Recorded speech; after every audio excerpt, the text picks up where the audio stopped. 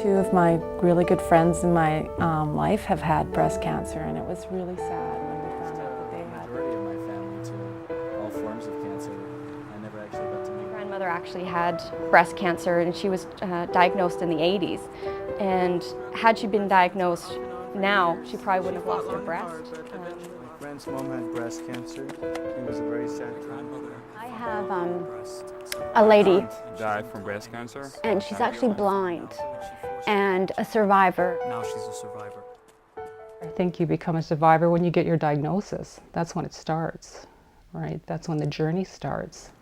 I found out from my GP January, I think it was January 4th, over the phone that my biopsy came back and they said that I had breast cancer. For me to have somebody say you have breast cancer, it wasn't in my family, it wasn't in, I just was a bit shocked and numb and couldn't quite believe it. And of course, when I told my mother, she said, no, you don't have breast cancer.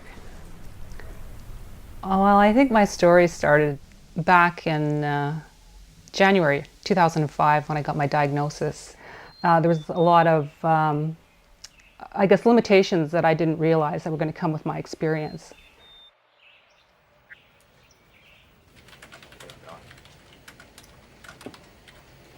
Probably about 2 years ago, we were in the midst of planning for the run, and it seemed every couple weeks we were getting a notification that someone had lost their fight with breast cancer.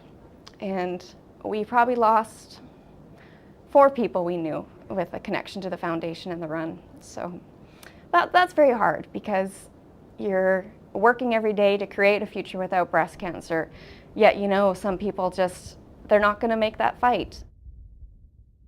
When I got my diagnosis, that was one of the questions that the oncologist had asked me about was, do you know any women who have had breast cancer? And I said, well, yes. And she had thought maybe I could be talking to them. And I said, well, no, because the 2 women that I did know didn't survive.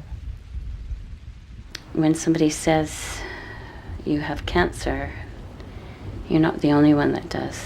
Your family is involved as well.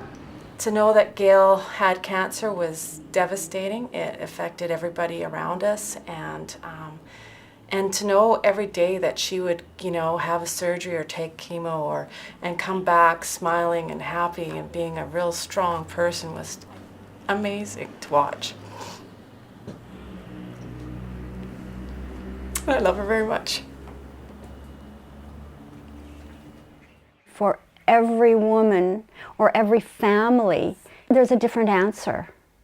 That can depend on sort of how far you are into your prognosis. And it becomes a family thing as well. I think the individual is a survivor, but the family becomes a survivor as well, or survivors. As I remember when I was starting my treatments for chemo and I was losing my hair, and I was walking down to the cancer clinic, and I decided just to wear hats, and I would look at other women as the people coming and going closer the closer I get to the cancer agency, and I'd say, well, these are my people. She was very, very hard on herself. Like, why can I not do this? I should be able to do this. I've done this before. And radiation was very difficult for me, but because I'm such an active person. I couldn't do too much then. It was a good month of radiation, and you can imagine your skin being burnt beyond recognition, and maybe with a little bit of cream after, and it would heal, and then you'd be hit again with the next day.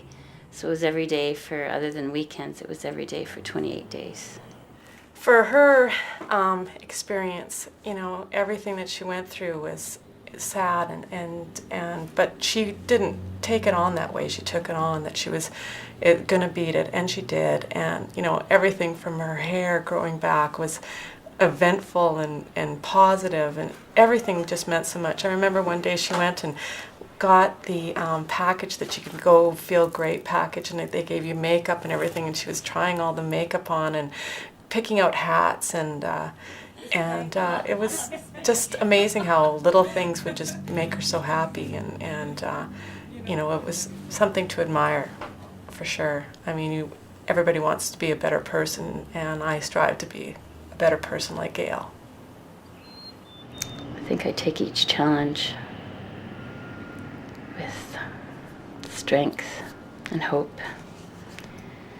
I know people who have just come out of treatment and thought, this has happened to me for a reason, and this has given me, you know, kind of the jumping off point to do something about breast cancer, and they've become spokespeople for us.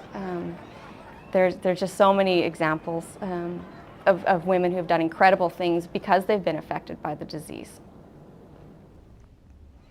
I feel good. I'm in a good place now.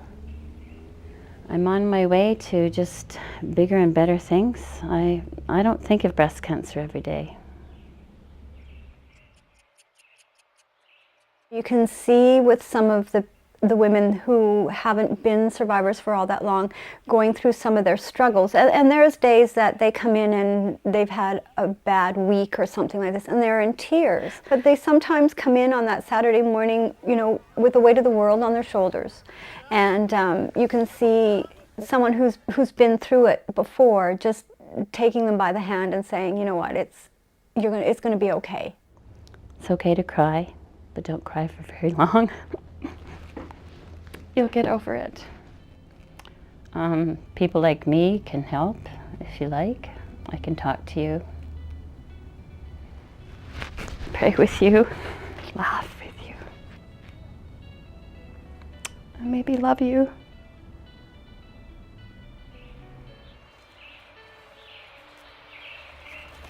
I'm really courageous. These tears are for joy, actually.